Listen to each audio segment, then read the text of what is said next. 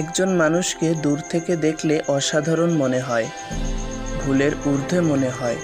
দূরত্ব যত কমে মানবীয় দুর্বলতা তত প্রকাশ পায়। কখনো কখনো ভেতরের কদর্য রূপও প্রকাশ পায়, যেটা হয়তো দূর থেকে আমরা চিন্তাও করতে পারি না। এ কারণে একজন মানুষের ভেতর ও বাহিরের আসল রূপের সবচেয়ে ভালো জানতে পারে তার জীবন সঙ্গিনী। সে কি ডাক্তার জেকিল না মিস্টার হাইড, সেটাও তার স্ত্রীর চেয়ে ভালো কেউই বলতে পারবে না। রাসূল সাল্লাল্লাহু আলাইহি ওয়াসাল্লাম তাই বলতেন, তোমাদের মধ্যে সেই তো সবচেয়ে উত্তম যে তার স্ত্রীর নিকট উত্তম। আমি আমার স্ত্রীদের নিকট সবচেয়ে উত্তম।